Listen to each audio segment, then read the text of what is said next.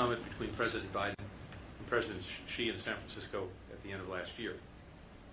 Our leaders agreed on concrete steps to cooperate on issues that matter to our people and matter to the world, and reduce the risk of misunderstanding and miscalculation. In the months since then, we focused intensively on advancing those commitments. I returned to China this week to take stock of where we've made progress and where more needs to be done so that we can deliver tangible results for the American people. That's been the focus of my meetings over the last 2 days with President Xi, with Director and Foreign Minister Wang Yi, with the Minister of Public Security, Wang Shouhong, and the Shanghai Party Secretary, Chen Jining. Since the Woodside Summit, we've advanced our cooperation on fentanyl and other synthetic drugs, the number one killer of Americans between the ages of 18 and 45. Specifically, the PRC has issued a public notice to industry. It's taken enforcement action against some companies that produce precursors. Those are the chemical ingredients that make up synthetic drugs. And the U.S. and China have set up a joint counter-narcotics working group to collaborate on policymaking and on law enforcement, and to share technical expertise. Thanks in large part to the working group's efforts, China is providing information to international law enforcement that can be used to track and intercept illicit drugs and their precursors. And our two governments recently agreed to share best practices on closing loopholes in our financial systems that the drug traffickers and other criminal enterprises use to launder money. So this is important progress, but more needs to be done. In my discussions, I underscored the importance of the PRC taking additional action, in particular by prosecuting those who were selling chemicals and equipment used to make fentanyl, meeting its international commitments to regulate all of the precursors that are controlled by the UN Commission on Narcotic Drugs, and disrupting illicit financing networks. Since the Woodside meeting between the presidents, we've also resumed direct military-to-military communications at multiple levels, something that I made a top priority for my meetings in Beijing last year. U.S. and PRC defense officials met for 2 days at the Pentagon in January. Earlier this month, our two countries' air and naval forces held talks aimed at ensuring safer interactions. Last week, Secretary of Defense Austin had his first video call with Minister of Defense Don June. Direct, open, clear lines of communication like these are critical to avoiding miscalculations. I'm pleased to announce that earlier today, we agreed to hold the first U.S. PRC talks on artificial intelligence to be held in the coming weeks. We'll share our respective views on the risks and safety concerns around advanced AI and how best to manage them. We also spoke about ways that we can continue to grow people-to-people ties between our countries, particularly educational exchanges. Our governments have a vested interest in creating open and welcoming conditions for these programs, which have long enriched both of our countries. As you know, I had a chance to meet yesterday with a few dozen American and Chinese students who are learning side by side at the NYU Shanghai program, as well as in other joint U.S. PRC university programs in China. I heard how the experience has deepened their knowledge inside and outside the classroom and forged ties that will last well beyond their shared educational experience. While there are more than 290,000 Chinese students in the United States, there are fewer than 900 Americans studying here in China. And that's a significant drop from a decade ago when we had about 15,000 Americans studying here. President Xi said that he wants to significantly increase the number of Americans studying here in the coming years, and that's something that we support. We have an interest in this because if our future leaders, whether it's in government, whether it's in business, civil society, climate, tech, and other fields, if they're going to be able to collaborate, if they're going to be able to solve big problems, if they're going to be able to work through our differences, they'll need to know and understand each other, language, culture, history.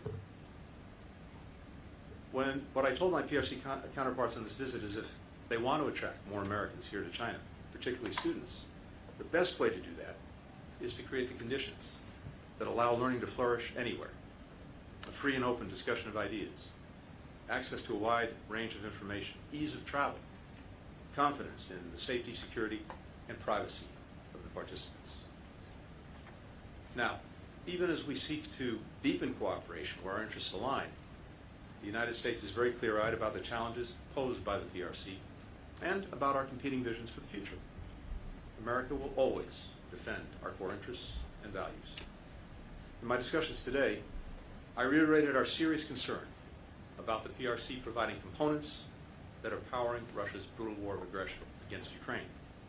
China is the top supplier of machine tools, microelectronics, nitrocellulose, which is critical to making munitions and rocket propellants, and other dual-use items that Moscow is using to ramp up its defense industrial base. A defense industrial base that is churning out rockets, drones, tanks, and other weapons that President Putin is using to invade a sovereign country, to demolish its power grid and other civilian infrastructure, to kill innocent children, women, and men. Russia would struggle to sustain its assault on Ukraine without China's support. In my meetings with NATO allies earlier this month, and with our G7 partners just last week, I heard that same message. Fueling Russia's defense industrial base not only threatens Ukrainian security, it threatens European security.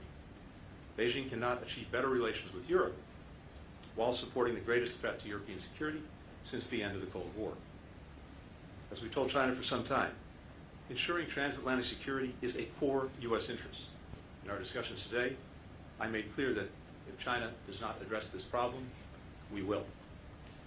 I also expressed our concern about the PRC's unfair trade practices and the potential consequences of industrial overcapacity for global and U.S. markets, especially in a number of key industries that will drive the 21st century economy, like solar panels, electric vehicles, and the batteries that power them.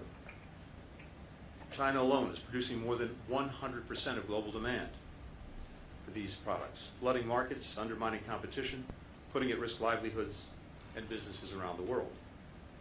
Now, this is a movie that we've seen before, and we know how it ends, with American businesses shuttered and American jobs lost.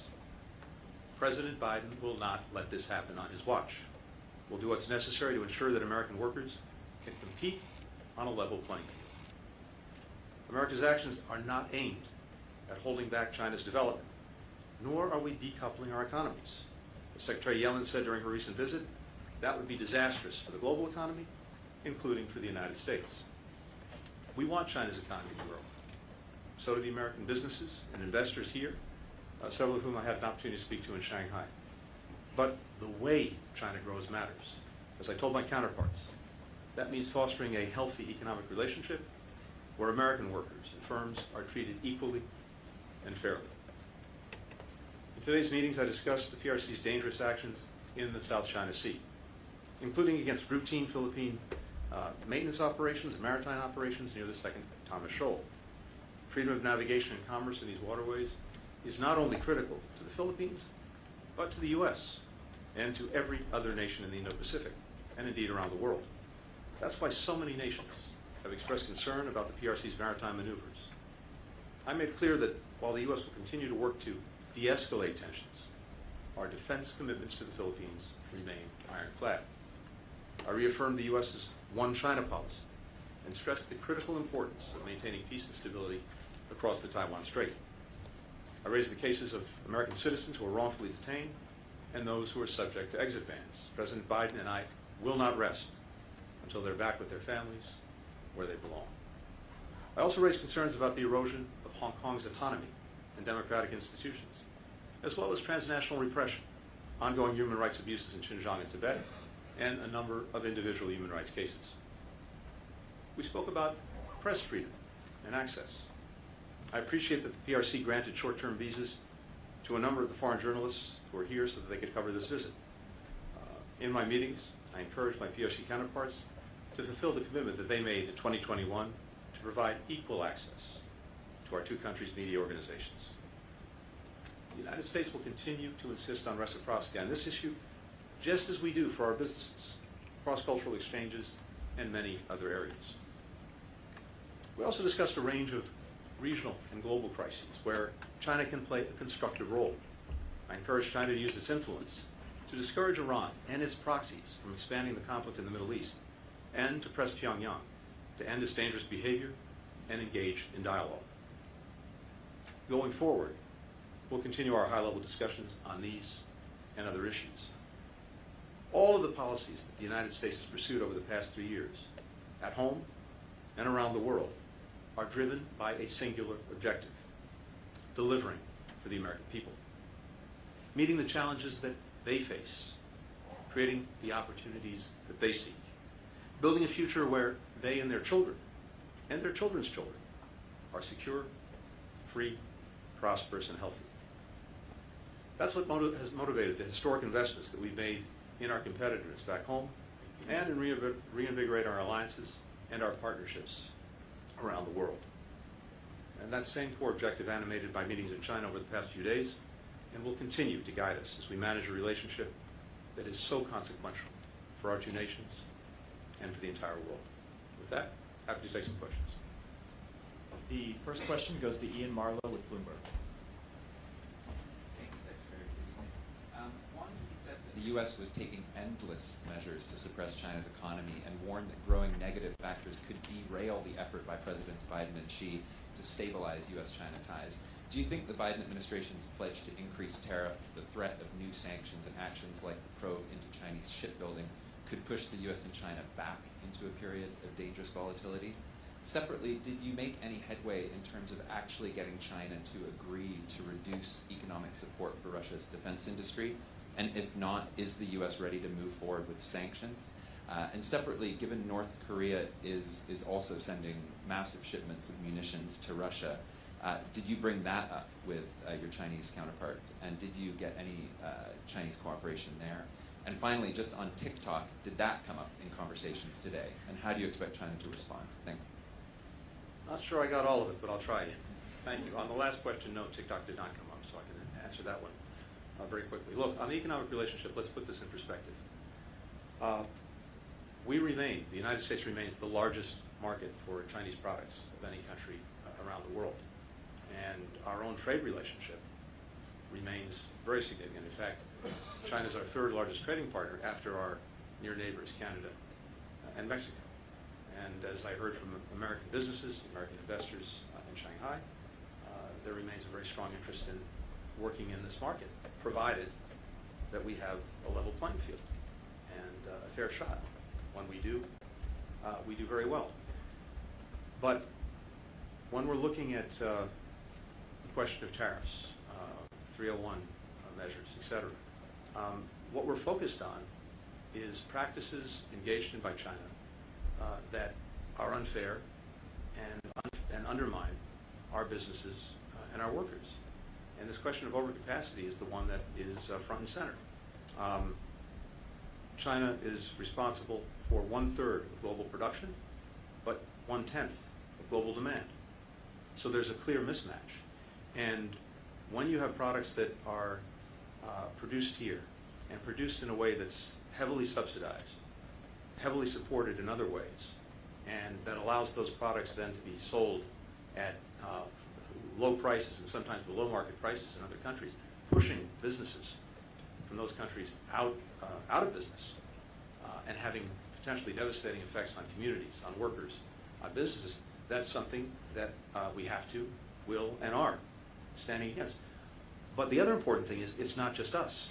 This is a concern that I've heard around the world, and notably from European partners, and this came up in conversation just a week ago when we had a meeting of the G7.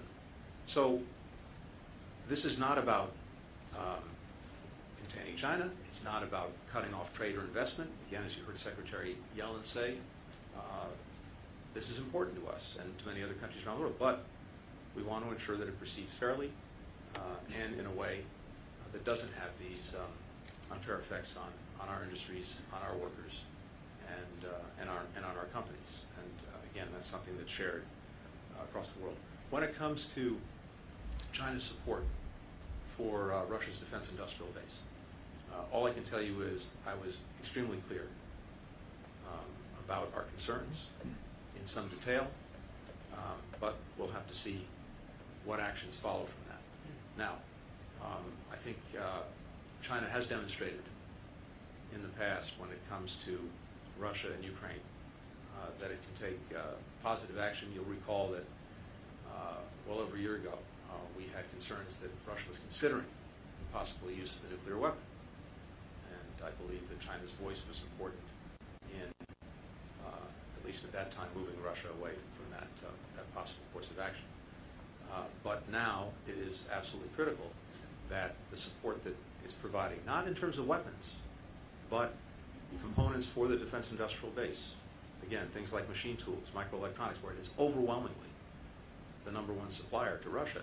That's having a material effect in Ukraine and against Ukraine, but it's also having a material effect in creating a growing threat that Russia poses to countries in Europe, and something that has captured their attention in a very intense way. And as I said, TikTok did not come up. Thanks. For the next question, Wong Lu with the paper. Thank you, Secretary. I'm Wang Lu from the paper. We observed intensive interaction between China and U.S. at various levels since the USI summit last November, as well as intensive interactions with Chinese officials and people during your visit. With the U.S. election agenda gradually dominating American politics, there is the need for various parties to demonstrate their strong stance on China to secure votes, leading to negative sentiments and action regarding China. So in this context, how can we safeguard and effectively implement the achievements made by both sides during this period? Also, minimizing the influence of campaign-style rhetoric and fostering more goodwill to stabilize Sino-U.S. relations. Thank you. Thank you. In my job, I don't do politics. I focus on policies, and that's what I've been doing here. At President Biden's instruction, trying to carry forward the agenda and the agreements that were reached between President Biden and President Xi in California at the end of last year. And that's where my focus is, and that's where it will remain in the months ahead.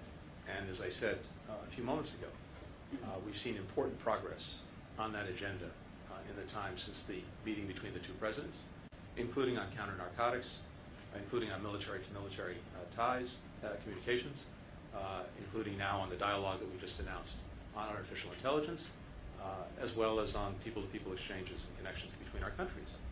Also, vitally important, coming out of the California meetings, as President Biden made clear, that we continue to communicate clearly about our differences, at the very least to minimize the chance of miscalculation, misunderstandings. And that's also exactly what I did on this visit and will continue to do. And that's simply what's required, which is to continue to advance our interests and our values, which has nothing to do with election cycles and everything to do with what's important to the American people. Simon Lewis with Reuters. Thank you. Mr. Secretary, you mentioned that you think that China can play a more constructive role, in global crises, particularly talking about the Middle East. You had a conversation with Minister Wang Yi earlier this month around the time of when Iran-Israel tensions were really ramping up. I wonder if you have an assessment of the role that China has played, and whether it's sufficient in the actions that the Chinese government has taken so far. And there's some reports that the Palestinian groups Fatah and Hamas had a meeting here in Beijing while you were here. I wonder if that's an area where you would welcome some Chinese involvement. And while we're on the Middle East, I think we can't ignore some of the images that have been coming out from back in the US from university campuses. It's quite striking to see, students, some of the violence in these protests, but students all across your country are coming out and expressing their outrage at what's happening in Gaza. Are you taking on board those protests? What do you say to young people, young Americans who see this as a moment when they need to speak out against their government? So first on the Middle East, I think I've talked to Foreign Minister Wang Yi at least half a dozen times on this since October 7th, including, of course, today, but also In previous meetings, we had phone conversations, etc. And yes, I think this is an area where China can use the relationships it has, the influence it has, to try, for example, to prevent the conflict from escalating, from spreading. And we had a good conversation when tensions were particularly acute, preceding and then immediately following Iran's unprecedented attack on Israel 10 days or so ago.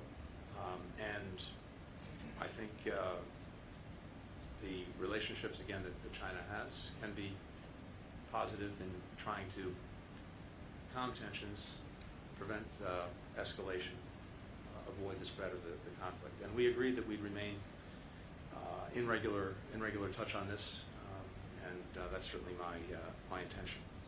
I'm not aware of the meeting you referred to. I think you said between Fatah and Hamas, so nothing to say on that. In terms of the protests back home, look, again, I'm not.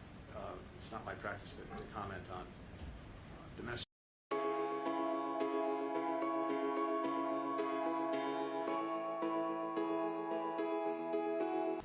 What's happening in Gaza and in the Middle East that I very much understand. And when we see the horrific human suffering and the death of children, women, and men who are caught in this crossfire Hamas is making, it's gut-wrenching, as I've said before. And we want to do everything we can to bring it to an end. And in our own country, it's a hallmark of our democracy that our citizens make known their views, their concerns, their anger at any given time. And I think that reflects the strength of the country, the strength of democracy. Now, as I've also said before, this could be over tomorrow. It could have been over yesterday. It could have been over months ago. If Hamas had put down its weapons, stopped hiding behind civilians, released the hostages, and surrendered. But of course, it has chosen not to do that. And it is also notable that there is silence about Hamas. It's as if it wasn't even part of the story. But, as I've also said repeatedly, the way Israel goes matters profoundly, and we're working every day to try to minimize the damage that's done to innocent people and to make sure that they have the assistance and support that they need. And for the final question, Johannes Neudecker with DPA.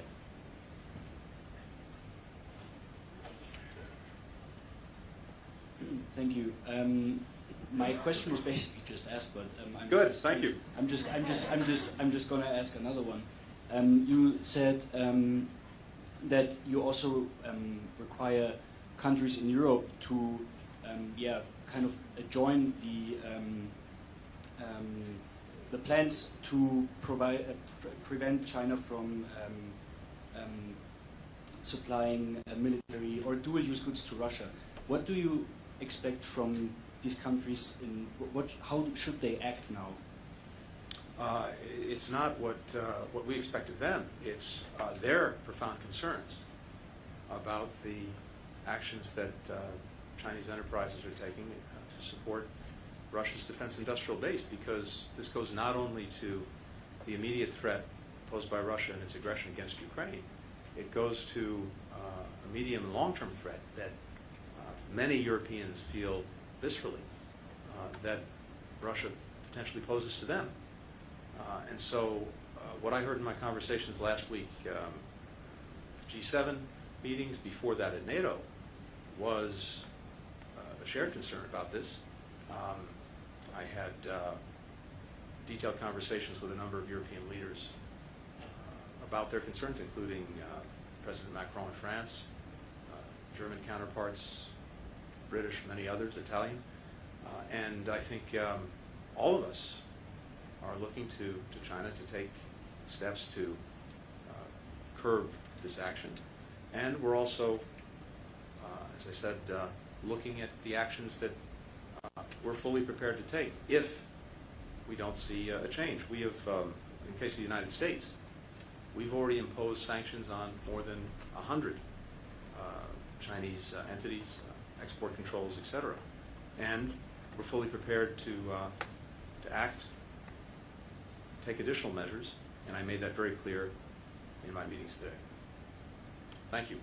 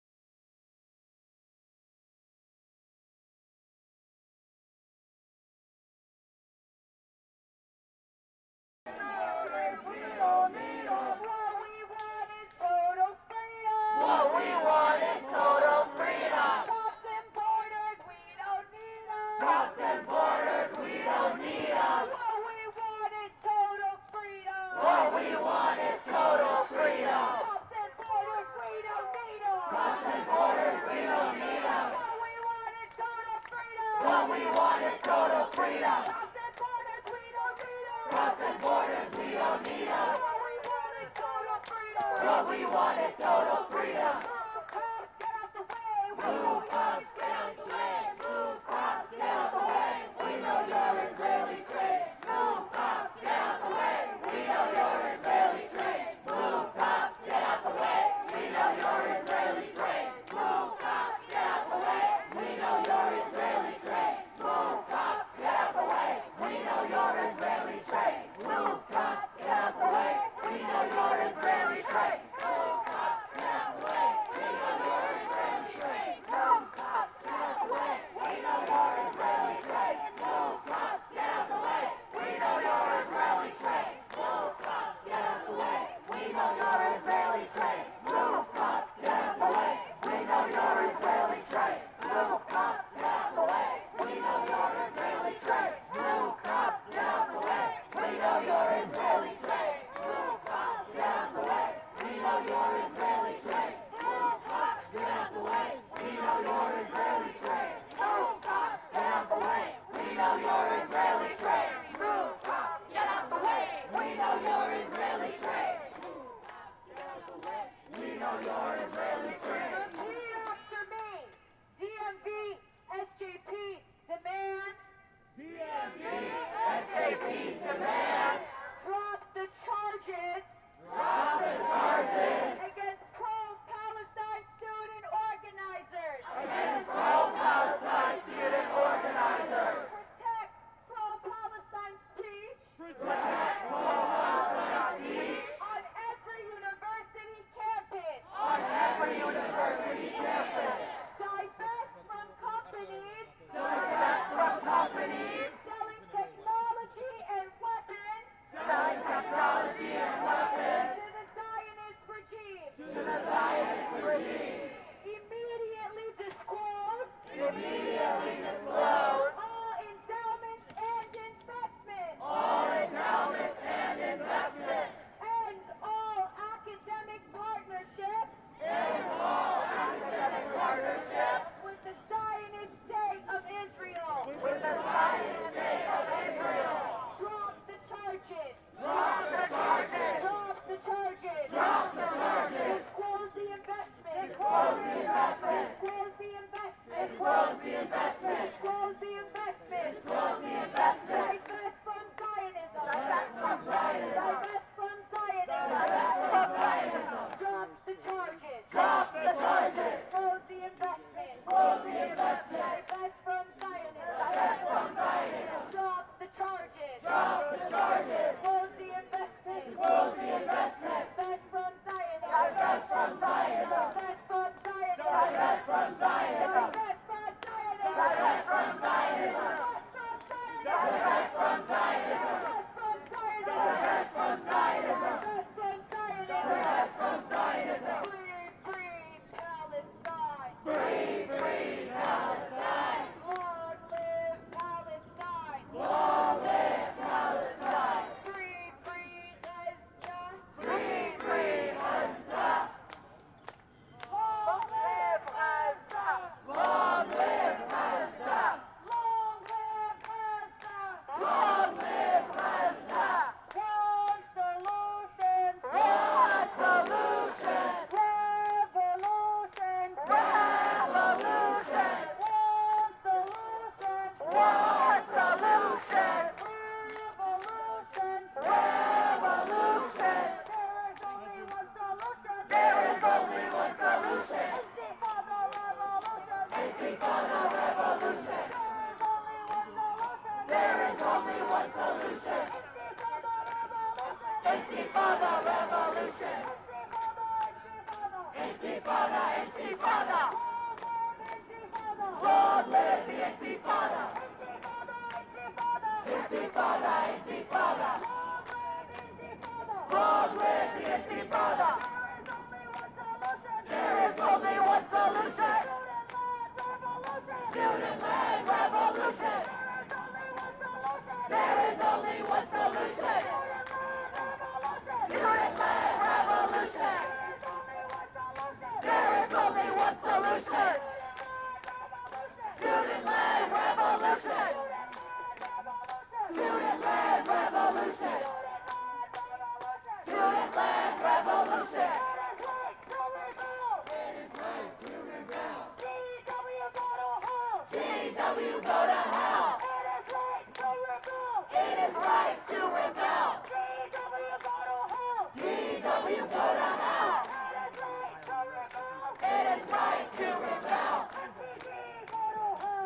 NPD, go to hell. It is right to rebel.